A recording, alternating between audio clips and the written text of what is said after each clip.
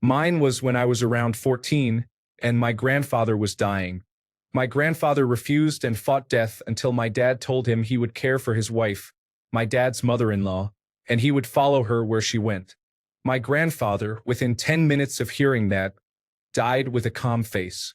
My grandfather feared that no one would take care of her, not even their own children, until my dad promised him he would. I developed a new respect for my father and help him with my grandmother as much as I can, 12 years later. Love you, Father. Edit. I did not expect this post to grow and become this popular. Honestly, I have tried to read all the comments, but a lot of them made me cry. I want to tell everyone that I'm always here for you all if you need someone to talk to. Men should support one another. Story 1. When my son was 16 months old, my ex-wife burned his chest with an iron. I was deployed and came home to a filthy child who screamed when I picked him up. The doctor figured that the burn, second and third degree, was about 4 days old. The base had a small medical unit with just a doctor and a nurse. They couldn't keep my son's arms down while scrubbing the wound. So for 21 days, I held my son's arms down and listened to him scream as they scrubbed. That was 35 years ago, and I still have trouble talking about it. No, I never got married again. Thank you for the awards and the kind comments. Wow, this blew up.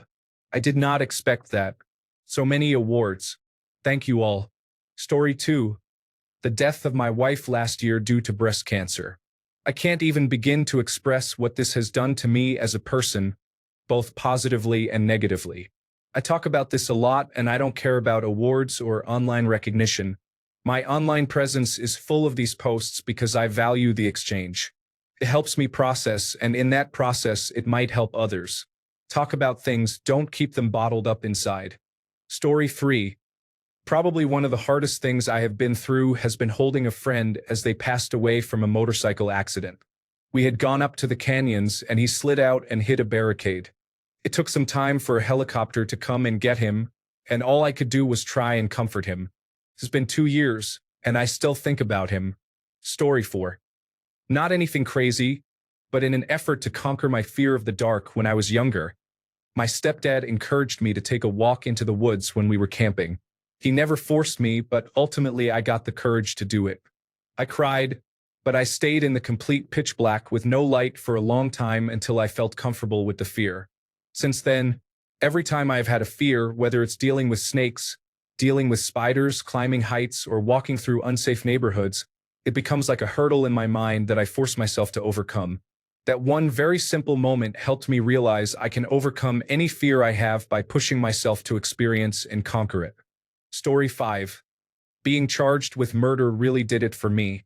Some people I was with when I was younger got into a fight that resulted in a death, and we all got charged by association. I ended up getting out okay, but not knowing if you'd see freedom really messes with you. I'm still trying to recover from that, and it's been 10 years now. Story 6. When I had cheated off of everyone in my math classes until I passed and graduated high school, I didn't recognize how bad it was until I went to college. The entrance math exam exposed everything I didn't know, and I had to take 4 below-college math classes to catch up. 2 years and over $2,000 to make up that mistake. I'm a teacher now, and I tell this story to every class so they don't make the same mistake. Story 7. When I was 14, I was diagnosed with cancer, lymphoma. At that age, you kind of think you're invincible and that stuff like that couldn't get you. That was a hard lesson to learn. It was tough for sure. I was super sick on most days I had treatment, had a litany of procedures done, and lost all my hair, of course, which is devastating to a kid. I did get through it and have been in remission for 6 years now. Despite the countless hardships that came with this experience, at this point in my life, I'm actually glad I had it. It caused me to truly appreciate the life I was given, especially in the following teenage years where I developed a lot. I never take anything for granted anymore, and having cancer has honestly opened my eyes to the beauty of this world. Story 8. I was seriously depressed as a kid, really angry at myself and everyone around me. I had to drop out of sixth form because I just couldn't manage it.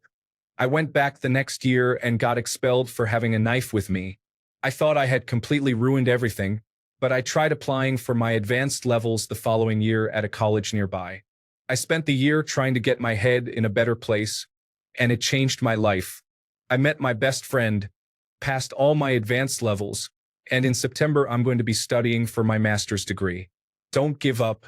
When you hit rock bottom, everything else is upwards. Story 9. When I was in middle school, I finally got accepted into a friend group. Of course, being the star student that I was, it was the druggies because we had video games in common and played basketball together. After 2 years, I got into some really bad habits of smoking synthetic marijuana.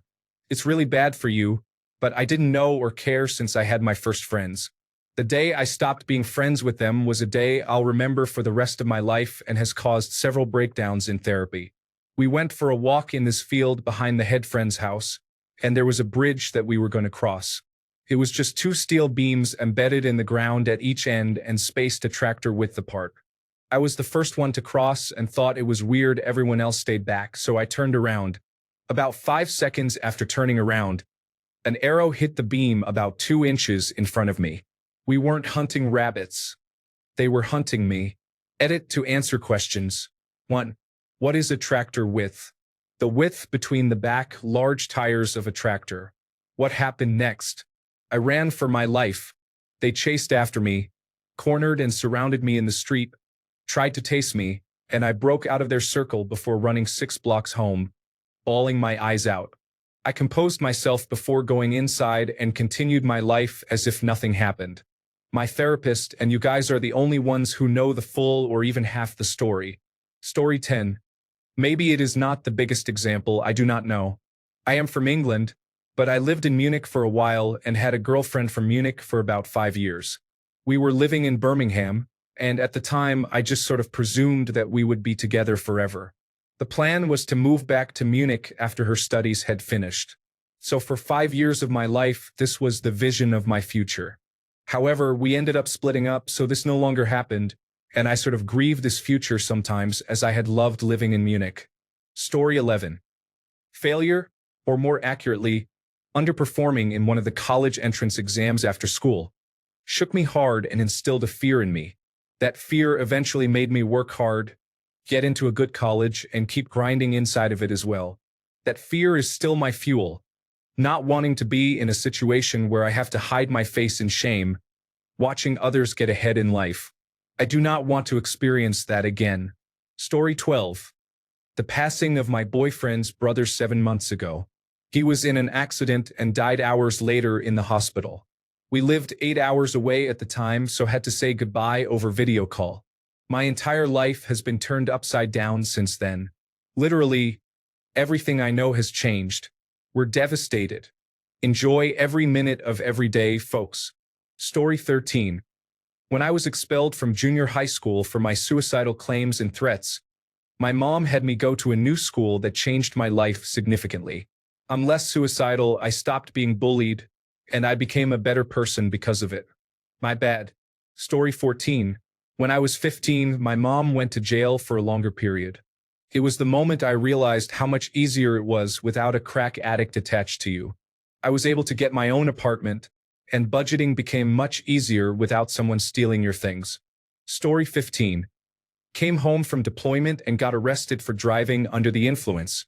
Not proud. Mugshot published in the paper. One coworker emails that around.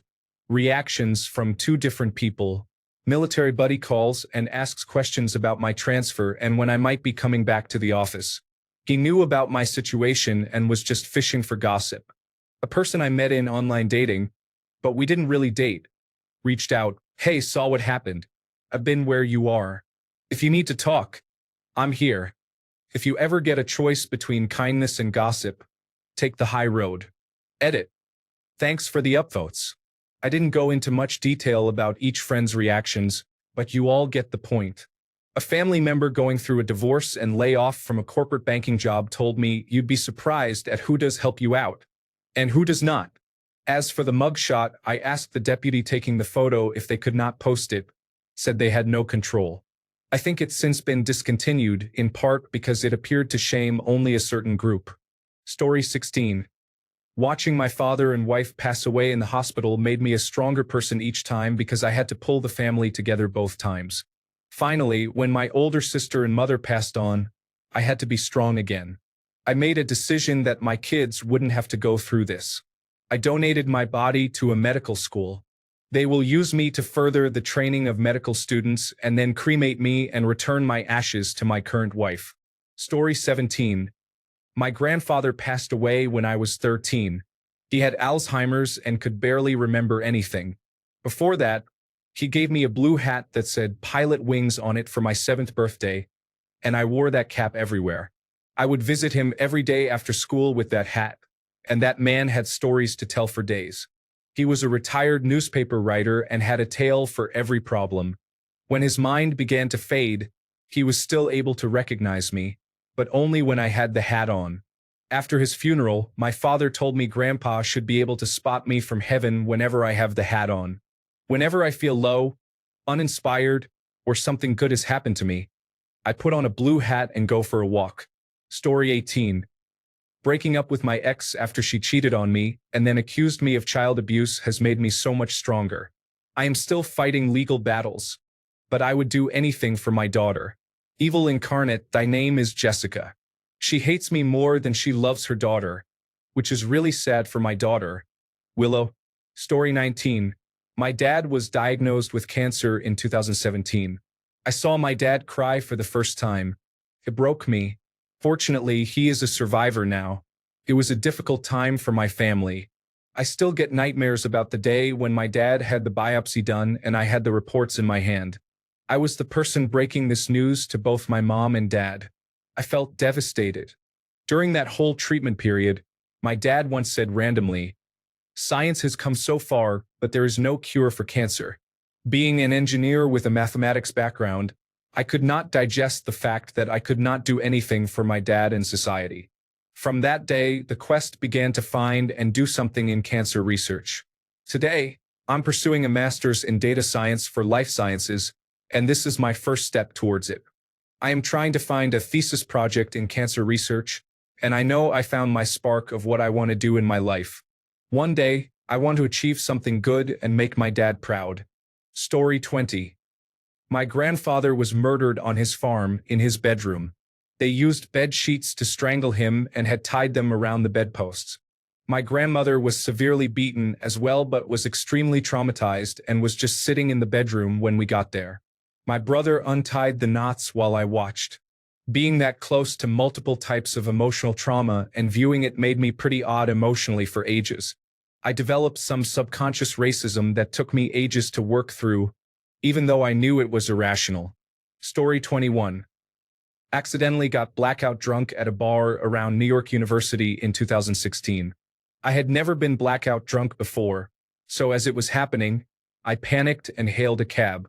Told the driver to take me to Brooklyn because that's where my brother and his wife were, and that's where I was staying. This happened around midnight.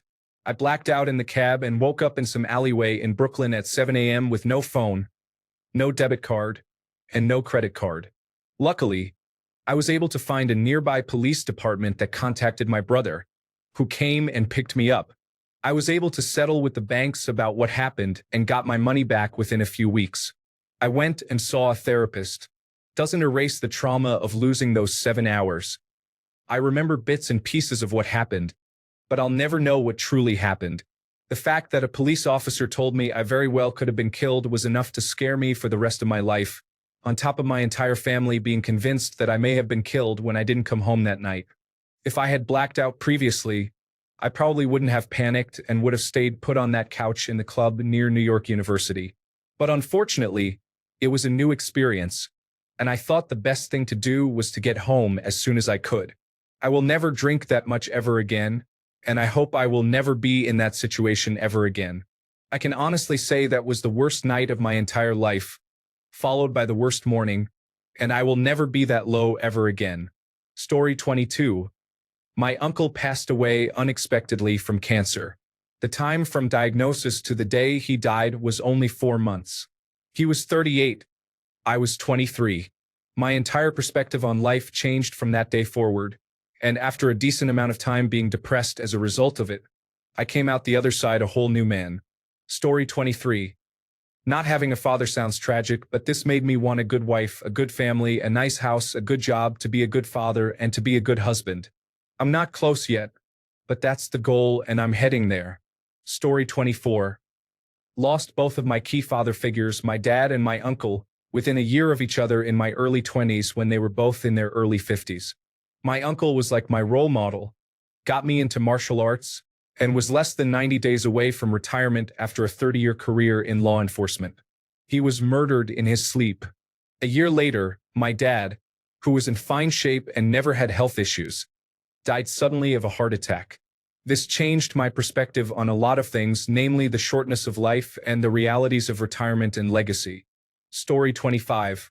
My ex-girlfriend was with her for a few years, and she overachieved compared to me at that time. She had great results, scholarships, and more. I loved her dearly, and after every fight, I went back to her no matter how toxic she was. We had a fight, and as usual, I went back. I said, "Babe, are you okay now? Let's forget about that petty fight." "Baby," she replied, "I'm good." I never forgot that line. Because of it, I'm getting my master's in a few months. Sorry, but I'm not average. Story 26. Since January, I've had a massive flare-up of ulcerative colitis, lost my colon, and ended up with a stoma. Then the bit they left burst, and I got sepsis and started to have organ failure and a loss of oxygen to the brain. It ended up affecting my adrenal glands, and now I have to take medication for that for the rest of my life. I also forget words now. Then I had a few collections of fluid that had to be drained. Oh, and then I got pneumonia, and they had to put a 10-inch needle in both to drain them. I had to learn how to walk again, too. My doctor keeps asking me how I'm alive. I told him he can have all the credit for it, but it impacted me to the point where I don't care about anyone else but me now. I used to go out of my way for people and was a bit of a pushover. Now I come first and everyone else second.